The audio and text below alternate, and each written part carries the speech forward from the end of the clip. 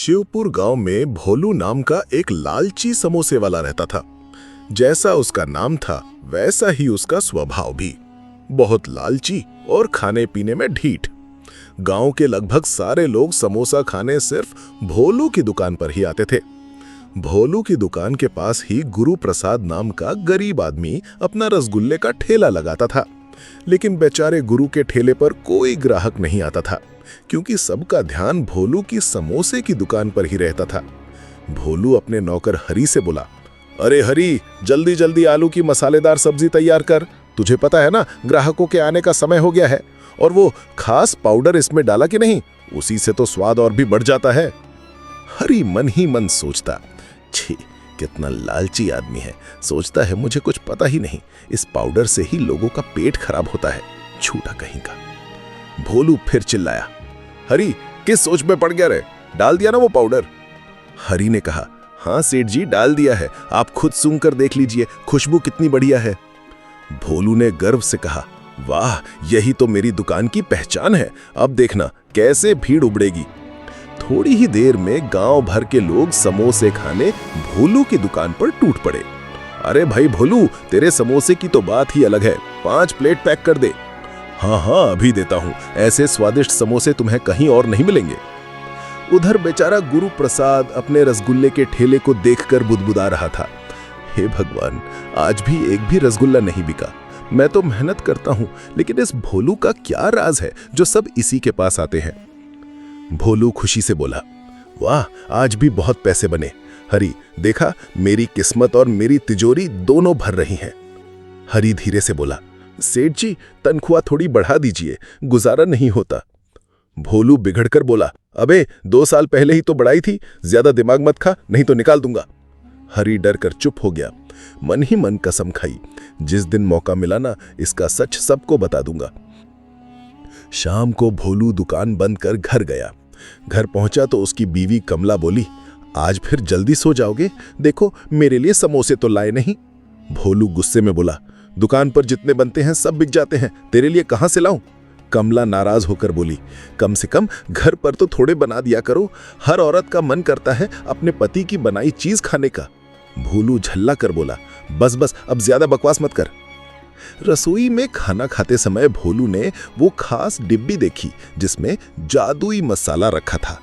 उसने खुद से कहा, यही तो मेरी सफलता का राज है, कल सुबह इसे फिर दुकान पर ले जाऊंगा। अगले दिन भीड़ तो लगी, पर कुछ ग्राहकों ने शिकायत शुरू की, अरे भोलू, कल तेरे समोसे खाने से मेरे बच्चों का पेट दर्द हो गया, मेरी बीवी को उल्टियां हो गई। भोलू हंसकर बोला, झूठ मत बोलो, मेरी दुकान पर तो सब खुश रहते हैं। लेकिन धीरे धीरे दर्जनों लोग उसके खिलाफ बोलने लगे, अबे तेरे समोसे में मिलावट है, अब तो कोई तेरी दुकान से कुछ नहीं खरीदेगा। इसी बीच किसी ने गुरु के रसगुल्ले की खुशबू सूंघी। वाह, क्या खुशबू है, चलो भाई आज रसगुल्ले खाते हैं। सारा गांव भोलू के दुकान छोड़कर गुरु के रसगुल्ले खाने चला गया। गुरु की मां ने उसे पहले ही एक डिब्बी दी थी, केवड़ा जल की। रसगुल्ले में डालने से उनकी खुशबू पूरे बाजार में फैल गई और लोग टूट पड़े। भोलू बौखला गया, हरी, देखा, इस गुरु ने मेरा धंधा चौपट कर दिया, इसे सबक सिखाना पड़ेगा। उस रात भोलू चोरी छिपे गांव के वैद्य चौधरी के पास गया।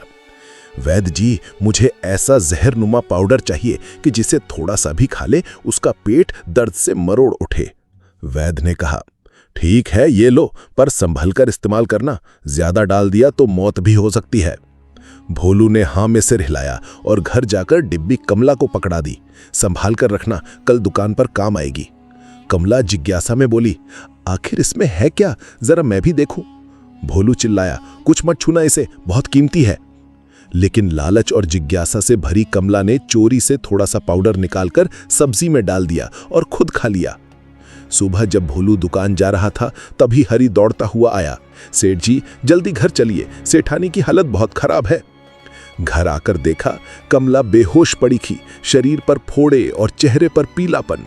डॉक्टर ने आकर कहा, ये तो किसी खतरनाक केमिकल से हुआ है, अगर इलाज करना है तो सच सच बताओ, तुमने उसे क्या खिलाया? भोलू रोते हुए बोला, डॉक्टर साहब, लालच में मैंने समोसे में नकली मसाला मिलाना शुरू किया था, वही पाउडर गलती से मेरी बीवी ने खा लिया।